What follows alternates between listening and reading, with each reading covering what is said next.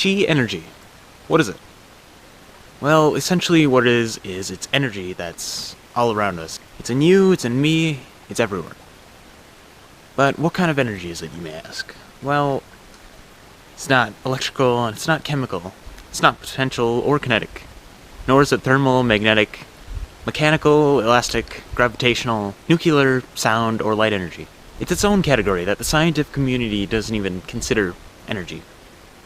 Or even state that it's real, for that matter. There's even a video of this, where a guy takes his hand, he puts it on a piece of paper or some sticks, shakes his hand, and he causes it to combust. Take a look.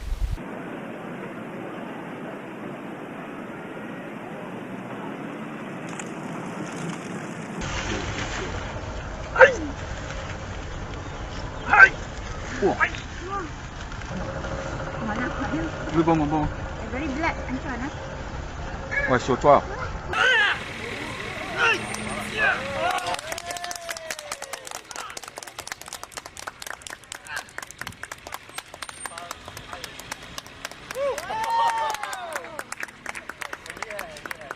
As you can see in the video, these people are able to cause things to ignite and burn pretty well, which would be a pretty useful skill if you're lost in the wilderness.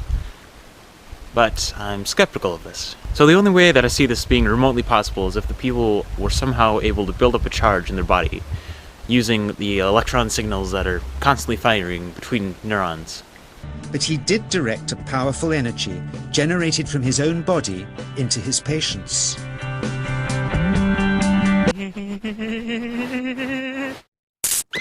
Dad! I am not your dad. I am Electric Man.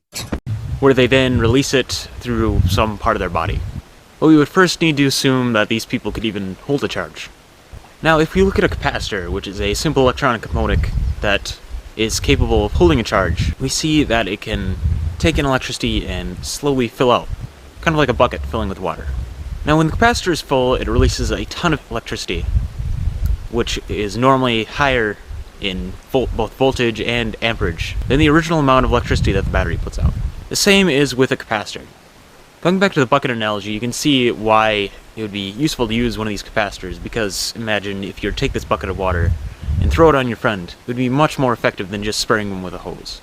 Now, going back on topic, if these people were able to fill their bodies up with electricity like a capacitor, it would really suck, because if this electricity is capable of lighting a piece of paper on fire, just imagine what it's doing to the body of the person. Now, using this equation, we can determine how many amps would be required for this to even be possible. The number of watts that can set a piece of paper on fire is roughly 120, so we can plug that into our equation. And for the voltage, well, I know that the lowest voltage required to pass through human skin ranges between 12 and 35 volts. So we will use 35 volts because it is low enough for the human body to build up to, and is high enough to give a small amperage because I'm generous. Now that we have all the numbers needed, we can do some basic math to find that the amperage is roughly 3.429 amps. That seems like a pretty small number until you consider the fact that it takes 1 amp to stop your heart. So 1 amp could potentially be lethal. Now, the amount of amps required to set a piece of paper on fire is 3 times that. Anything more than 1 amp will cause internal damage to the human body. So if we have roughly 3.5 amps, you can just imagine what it would do to the person's body. But these videos, they look so convincing. I mean, the people are taking their hands, you can see, like, take for example the video with the guy setting the bundle of sticks on fire. I mean, that you could see what he was doing. He was just shaking his hand on some sticks, you know. So, what I did was I tried to recreate one of these videos. Now, I must apologize in advance because the camera that I use, which is the GoPro Hero 3 White, it doesn't have a viewport, so you don't know where the camera is ultimately going to end up. So, I apologize in advance, but just take a look. Now, as you can see, I go to a fireplace with a bunch of newspapers crinkled up into a ball and set into a fire ring. And then I take my hand and I shake it on the piece of paper. And it eventually ignites. Now, if we look behind the scenes, you can see that I superglued a 9-volt battery to my hand and crinkled up steel wool with the paper. I'm not saying that this is how these videos were made. Actually, there's a much more likely way that they could have done it. And that's by taking two plastic bags and putting one of the plastic bags in the other. Each one containing a different chemical. One being potassium pronagonite. I don't know if I'm saying that right. And then glycol. Now, when these two chemicals are mixed, they combust and burn quite hot.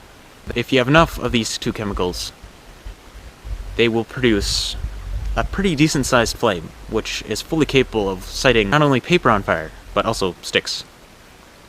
Now, there are countless different ways that this could have been done, and I'm sure there's plenty out there.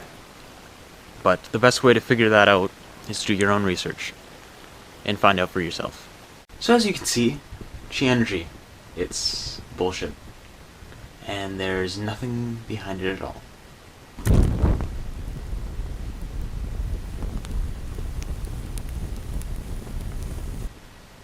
I'm sorry.